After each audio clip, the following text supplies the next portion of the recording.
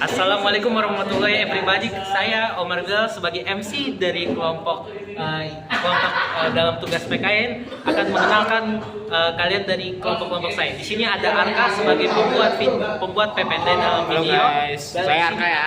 Dan ada Hadis sebagai editor kami yang sangat hebat. Dan di sini juga ada Hamas yang merupakan perangkom materi PPKN kami. Oke, silakan dinikmati videonya. Ciao. Assalamualaikum warahmatullahi wabarakatuh. Perkenalkan, saya Omar Bilal Fadul Rahman dari SMA IT Santai Nurul Rahman kelas 10 IPS 1. Di sini sebagai MC.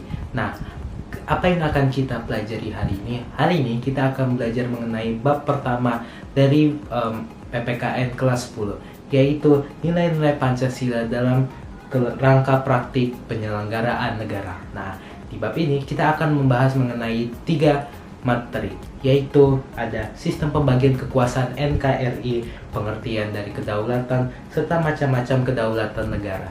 Nah, tapi kita ada satu poin penting lagi, yaitu mengenai sistem pemerintahan Indonesia. So, langsung kita menuju ke slide. Let's go! Sifat pembagian kekuasaan. A. Sifat hakiki negara, yaitu suatu negara dari kedaulatan yang dimiliki, mencakup sifat memaksa, memonopoli, dan mencakup semua.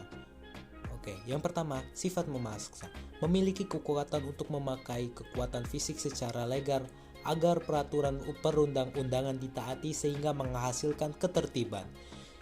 Ini dicontohkan dengan polisi yang membubarkan para demonstran yang terlalu rusuh menggunakan semprotan gas air mata. Nah, yang kedua ada sifat monopoli. Memiliki makna bahwa negara memiliki hak tunggal dalam menentukan tujuan bersama dari masyarakat. Ini contohnya dalam menerapkan suatu undang-undang. Yang ketiga, sifat mencakup semua, yaitu seluruh peraturan perundang-undangan berlaku untuk semua orang tanpa kecuali. Yang memiliki makna semua peraturan yang telah diterapkan di pemerintahan itu wajib diikuti oleh masyarakat yang tinggal di negara tersebut. Oke, kita lanjut ke materi mengenai kedaulatan. Pertama kita bahas mengenai pengertian kedaulatan. Kedaulatan berasal dari kata daulat yang berarti kekuasaan tertinggi. Kedaulatan merupakan kekuasaan tertinggi atas pemerintahan suatu negara. Terbagi menjadi 2 jenis, yaitu A. Kedaulatan ke dalam, yaitu kekuasaan tertinggi dalam negara untuk melaksanakan fungsi negara dalam. B. Kedaulatan keluar, yaitu kekuasaan tertinggi bagi suatu negara untuk melaksanakan fungsi urusan internasional. Lanjut ke pembagian kedaulatan. Kedaulatan memiliki sifat pokok yang diungkapkan oleh W. Jenner sebagai berikut. 1. Eksklusivitas, yaitu tidak ada kekuasaan lain yang menyaingi. 2. Permanen, yaitu kekuasaan akan tetap ada selama negara berdiri sekalipun pemegang kedaulatan sudah berganti-ganti. 3. Tunggal, merupakan kekuasaan tertinggi dalam negara yang tidak diserahkan kepada badan-badan lain. 4. Tidak terbatas, yaitu kekuasaan yang tidak dibatasi oleh kekuasaan lain. Lanjut ke macam-macam kedaulatan negara. Teori yang pertama ada mengenai teori kedaulatan Tuhan. Teori kedaulatan Tuhan adalah teori yang menganggap Tuhan sebagai pemegang kekuasaan tertinggi. Pelopor teori ini adalah antara lain Agustinus. Yang kedua, teori kedaulatan raja. Teori kedaulatan raja adalah teori yang memandang raja sebagai pemegang kekuasaan tertinggi atas apa saja. Kekuasaan raja berada di atas konstitusi. Peletak teori ini adalah Niccolò Machiavelli. Yang ketiga, teori kedaulatan negara. Teori kedaulatan kekuasaan tertinggi terletak pada negara. Pelopor teori ini antara lain John Bolton. Yang keempat, teori kedaulatan hukum. Teori kedaulatan kekuasaan pemerintah berasal dari hukum yang berlaku.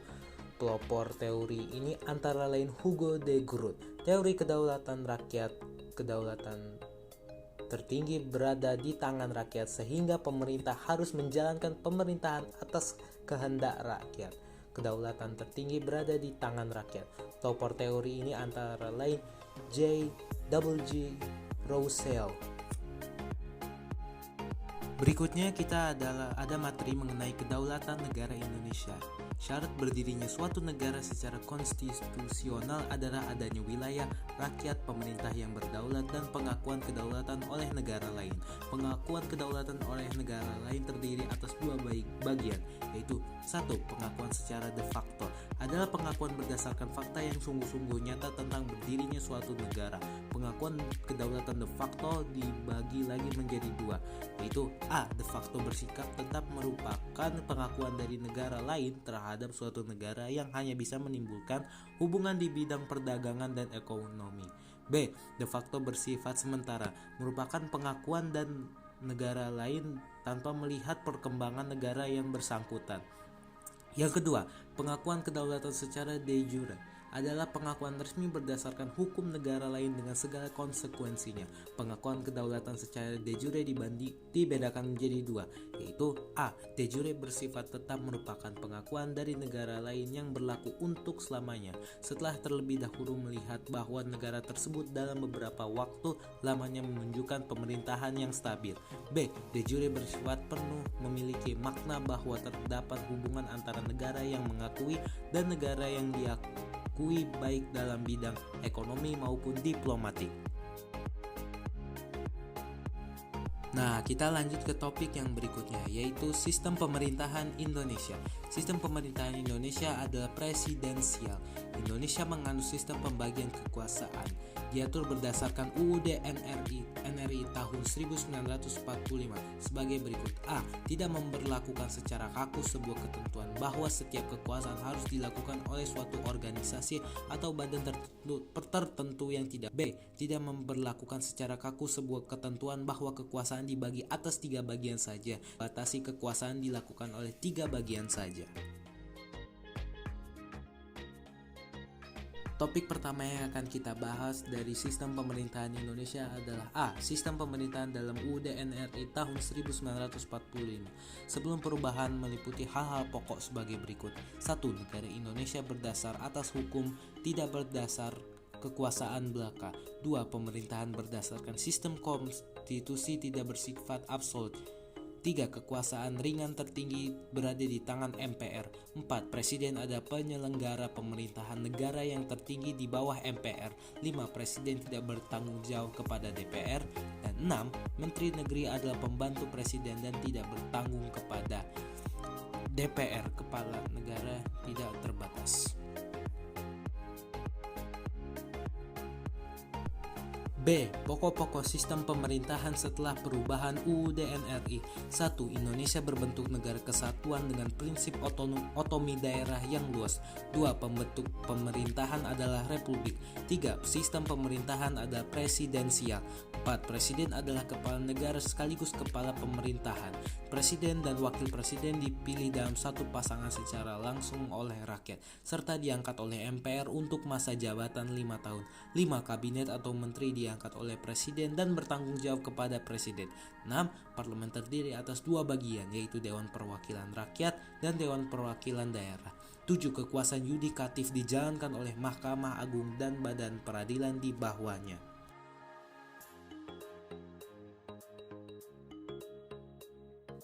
C. Pembagian kekuasaan antar lembaga. Yang pertama, menurut John Locke, kekuasaan negara terdiri dari beberapa bagian sebagai berikut. 1. Kekuasaan legislatif, yaitu kekuasaan membentuk undang-undang. 2. Kekuasaan eksekutif, yaitu kekuasaan melaksanakan undang-undang. 3. Kekuasaan federatif, yaitu kekuasaan melakukan perserikatan, aliansi, dan segala kegiatan dengan pemerintah luar negeri. Selanjutnya, Prof. Van Vollenhoven berpendapat bahwa kekuasaan dibagi menjadi 4 fungsi sebagai berikut. 1. Regeling, legislatif atau legislatur atau legislatif. 2. Bestuur, executive government atau eksekutif. Rechtspraak, ufficiari atau yudikatif. 4. Social order atau keamanan sosial.